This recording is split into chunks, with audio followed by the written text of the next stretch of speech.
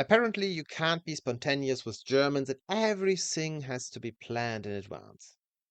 Is it true? Welcome to YD. Why do Germans do things the way they do? Let's take a look at a model family.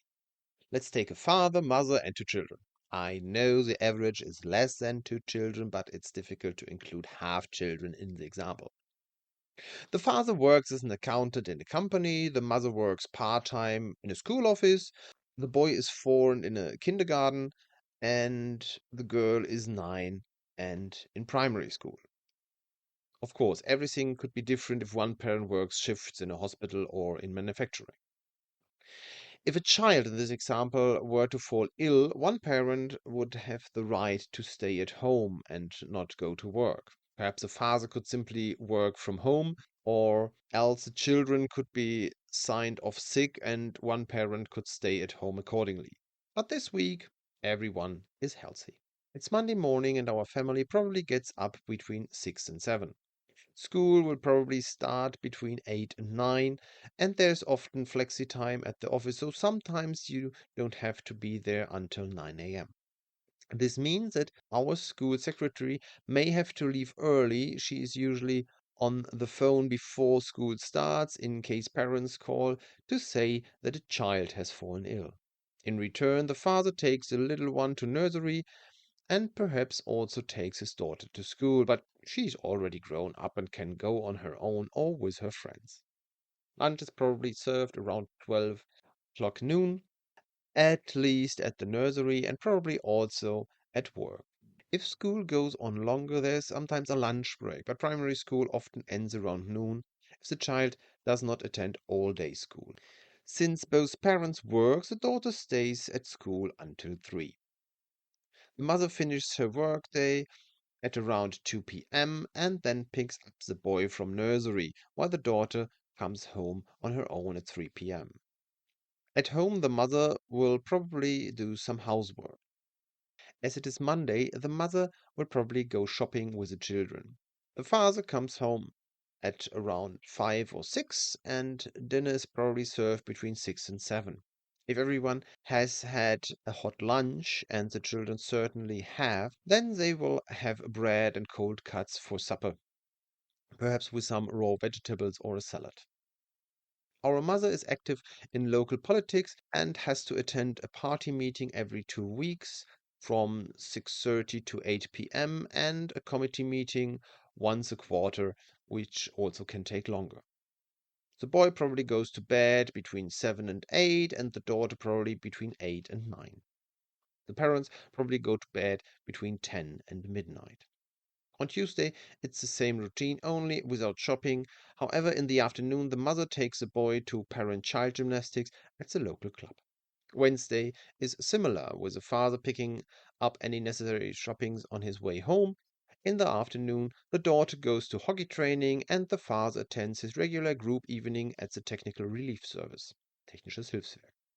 Thursday is pretty much the same as the other days. In the afternoon, however, the mother has to take the little one to the speech therapy because he lisps.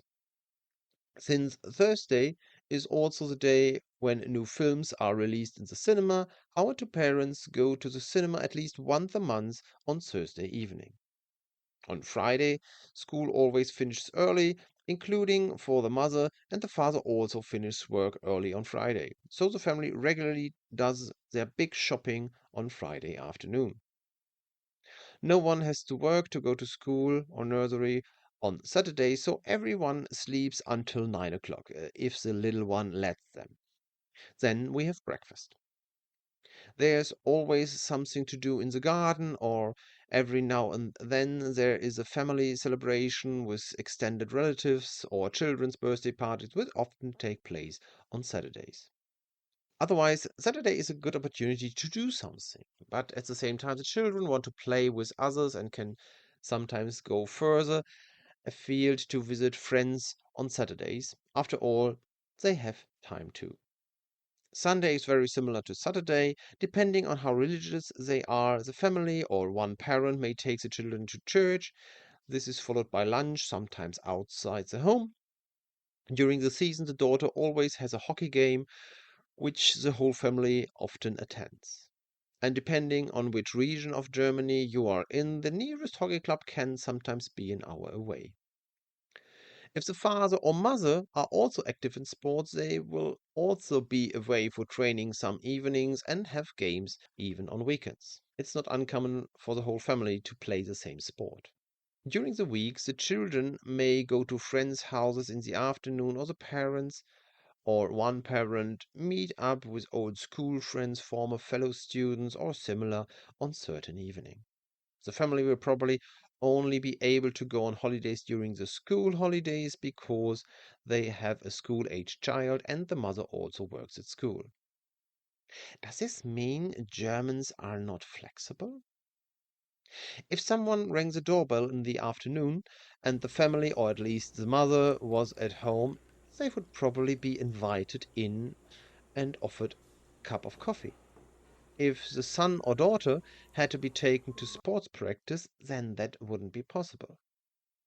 Sometimes people who have free time in the morning also have a regular breakfast with others or go jogging or into the gym on a regular basis.